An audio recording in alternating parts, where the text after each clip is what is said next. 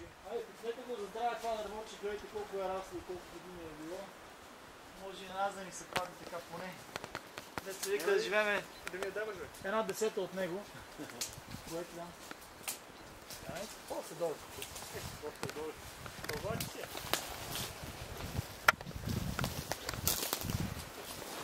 Баси, гледай.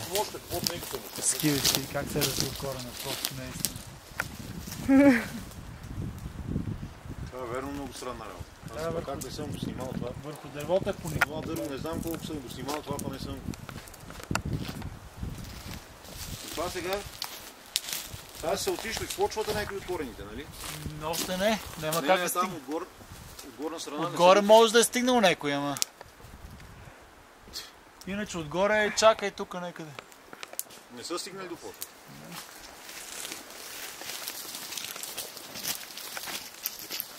Ние ако минем така ти как предлагаш, ще видим и извора на Бяла река. И няколко тук също има големи дървета, ама не баш